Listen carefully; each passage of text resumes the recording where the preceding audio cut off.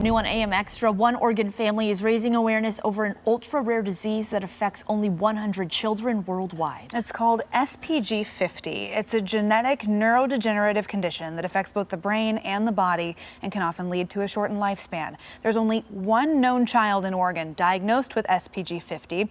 His name is Lincoln. Joining us to talk more about this disease and to share Lincoln's story are Lincoln's parents, Jordan and Cody Medeiros. Thank you for being here. Hi, thank you guys so much for having us. Yeah. Of course. Morning. I had never heard of SPG50, as I'm sure the two of you, hadn't either before this came to your family. So tell us a little bit about what you've learned through this process and what Lincoln's dealing with.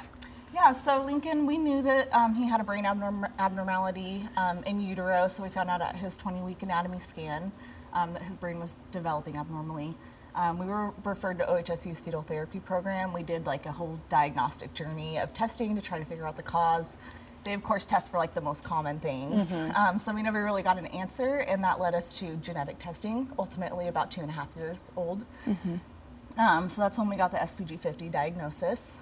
And so now we are trying to raise money. We found out that there is a clinical trial for gene therapy treatment for SPG50, which we're very fortunate for it being such an extremely rare disease. Yeah. Right.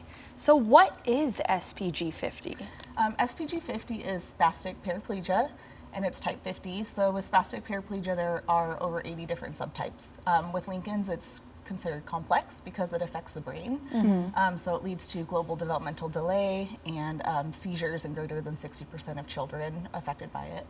And then it also has the physical component. So it affects mobility. It leads to paraplegia by about age 10 and quadriplegia by about age 20. And as you mentioned, a shortened lifespan. Yeah. We're looking at these adorable baby pictures of Lincoln. He's now a very rambunctious little toddler. You are both busy young parents with a third on the way. I mean, Cody, what goes through your mind as you are all, uncovering SPG50 as the cause here and looking at the road ahead? We're grateful. Ultimately, it's a hard pill to swallow, but we're grateful for all the work and all the people that have been here well before us to really help pave the way. And so, for me, it's a reminder of what we're grateful for and where we put our faith, right? Yeah, and there is faith, there is hope. You say that there's clinical trials. I understand you guys have a nonprofit. Can you tell us a little bit about what that work looks like now? Yeah, absolutely. So the clinical trial for gene therapy treatment, it's called Melpida. It's already gone through a phase 1, phase 2. So the first child that was treated was actually in Canada. Michael, and his father, Terry, was the one who kind of spearheaded this whole mission to begin with. So his father was able to raise over $4 million within his community. That's incredible. Because in the rare disease community, parents they raise the money to get this treatment going. I want to talk about that a little bit because I was kind of surprised to learn, there might be options and research and treatment out there with an eye-popping cost that unfortunately is falling on these individual families because there just aren't enough patients out there for pharmaceutical companies to invest in some of this research, which is, it's hard to sit with. Yes. That really is. Yeah, it's quite overwhelming. You get the diagnosis, which is overwhelming in itself, and then, you're just trying to find any sort of avenue, any sort of option for them. You're told by your specialist who's never heard of the condition that there is no cure and you're just going to treat symptoms and just try to give them the best life that you can. But then somebody like Terry swoops in and tells us about the gene therapy, and so all of a sudden we have all this hope for Lincoln's future, and so we're fighting for that, and not just for Lincoln, but for other kids who are affected by SPG50 as well. Yeah, and there are ways that people can help and support your family. Can you tell us about the upcoming fundraiser you have? Yes, so our organization is Lincoln's Corner. Our website is lincolnscorner.org if you would like more information, and we also have like our family story and stuff on there.